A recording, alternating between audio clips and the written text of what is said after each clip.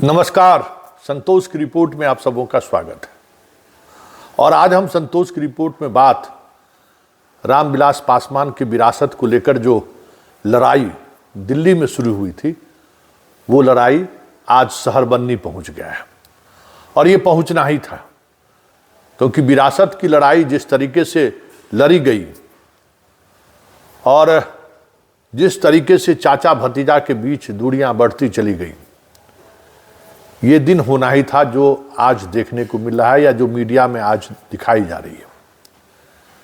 क्योंकि रामविलास पासवान भाई को लेकर जिस तरीके से उदार रहे, या फिर भाई को जिस तरीके से उन्होंने सम्मान दिया, प्यार दिया, और जिस तरीके से हथेली में लेकर रखा, भाई का जुबान मतलब समझिए कि ब्रह्मा की लकीर होता था रामविलास के लिए।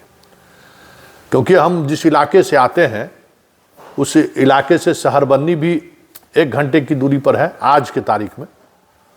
और उनका जो राजनीतिक प्रभाव मंडल था या राजनीतिक अभ्युदय जिस जगह से हुआ, वो जगह कहीं न कहीं रोसड़ा और गढ़पुरा, यही सब इलाका था बेगूसराय खगड़िया का, जहां उन्होंने अपना पैर मजबूत किया और धीरे धीरे राष्ट्रीय राजनीति के फलक पर अपनी एक अलग पहचान बनाई।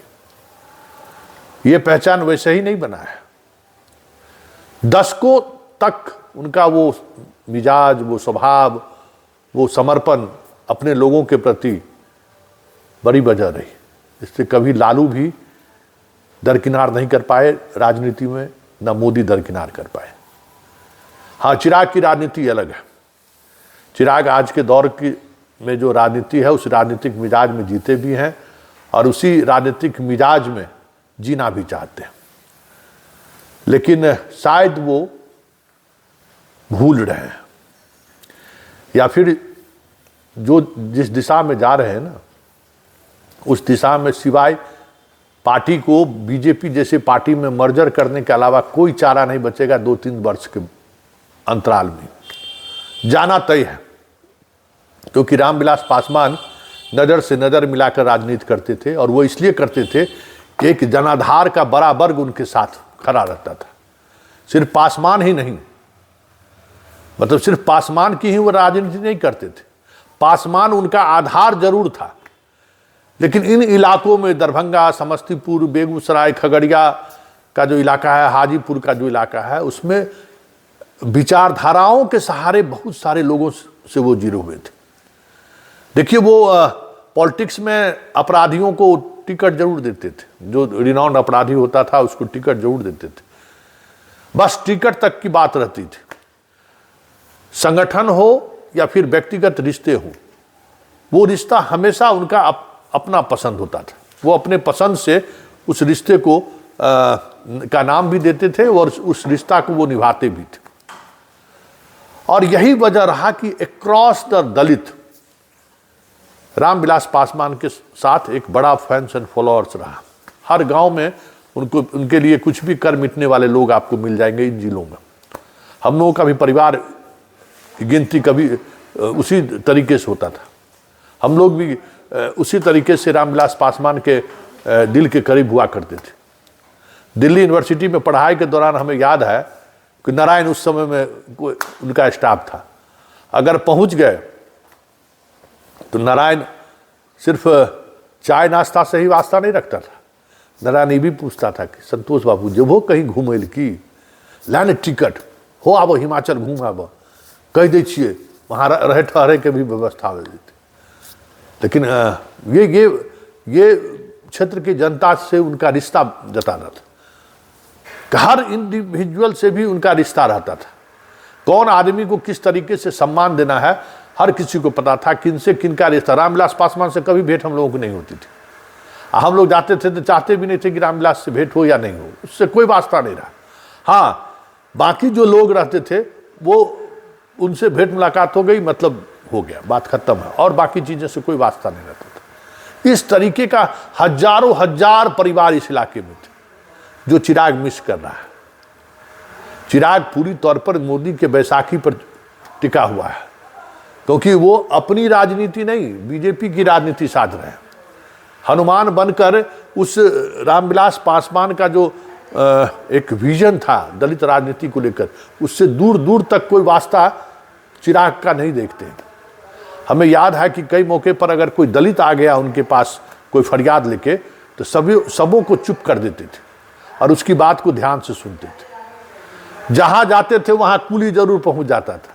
आज चिराग के पास देखिए इस तरीके का कोई फैंस एंड फॉलोअर्स है? मंत्री भी है भारत सरकार में? नहीं है ना। तो इतना ये चीज कहां से वो मेंटेन करते थे? अपने चाचा के माध्यम से, या रामविलास पासवान भी इसको मेंटेन अपने भाइयों के माध्यम से करते थे। पारस की अपनी खूबसूरती था, रामचंद्र पासवान का अपना मिजाज था। तीनों का एक अजीब तरीके का रिश्ता रहा।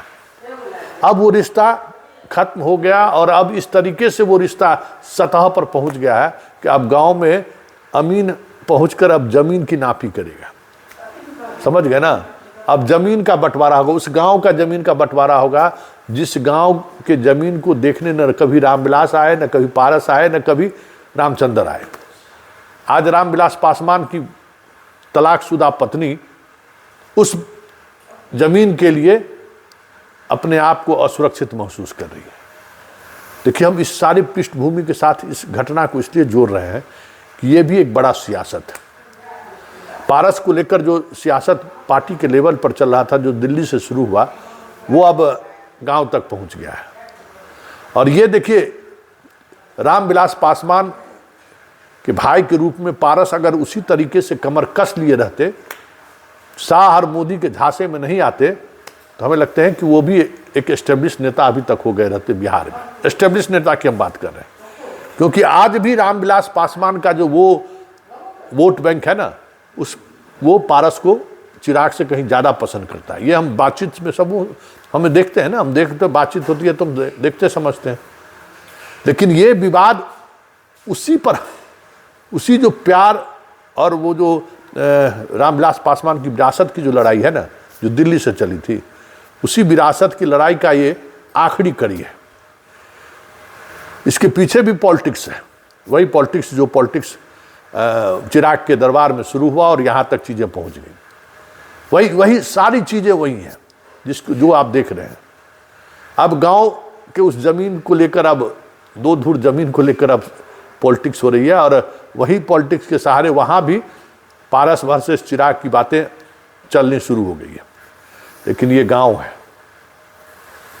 देखना दिलचस्प होगा कि चिराग इस मसले को किस तरीके से हल निकालते हैं। क्योंकि रामविलास पासवान जब तक रहे तब तक किसी ने नज़र उठाकर नहीं देखा। पारस और रामचंद्र का जो जोड़ी था रामविलास का, उस दौरान किसी ने नज़र नहीं उठाया। अब चिराग को लेकर नज़र उठनी शुरू हुई है। परिवार वहाँ गांव में भी टूटना शुरू हो गया है।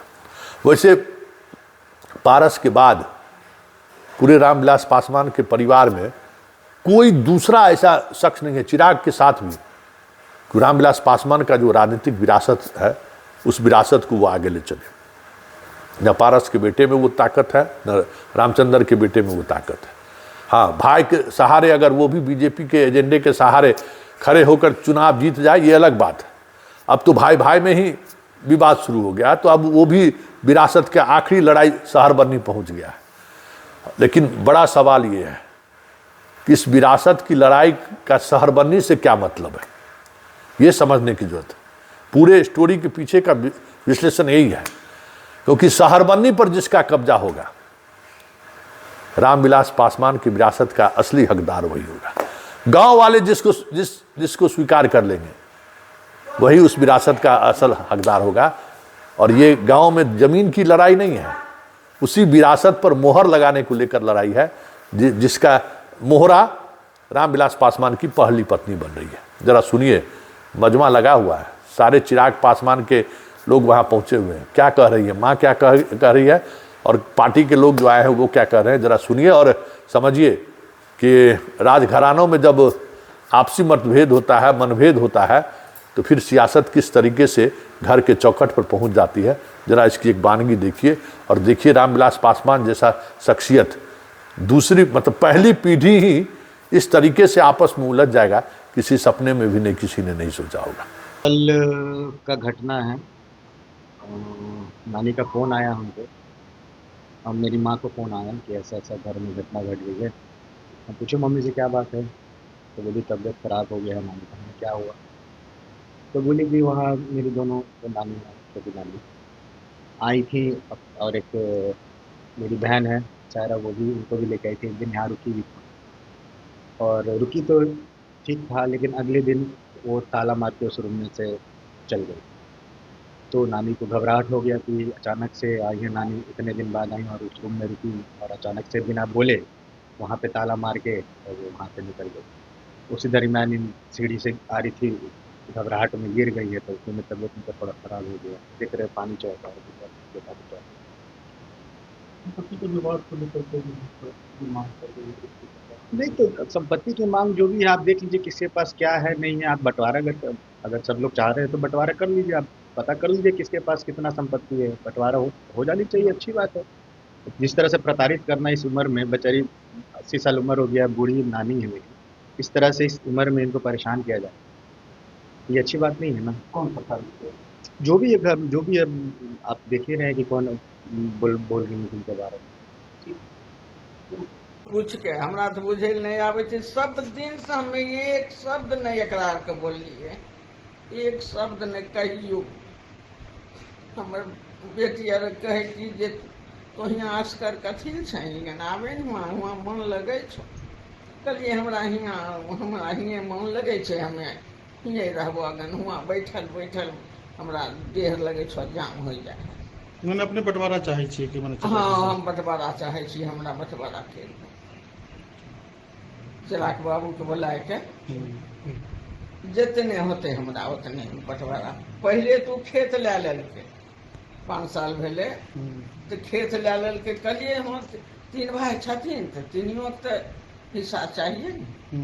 तो हमरा चाहिए अपना जितना रहे उतना हमरा कर देथनी रहे कि आपका इतना है, पारसी बाबू चाहे रामेचंद्र कोई हमरा कोई पर तना था ये रहबे नहीं करे, कहियो नहीं रहल आ नहीं आब तोरा तो खेत लइए लेल हो तो खेत लइए लेल हो तो फिर हमरा से रगड़ा खिचड़ी करे छो। वही रगड़ा कारण तबियत अपने खराब हो गई। वही चलते तबियत खराब हो गई। वह चलती समय टेंशन हम देखलिए गेलिए ऊपर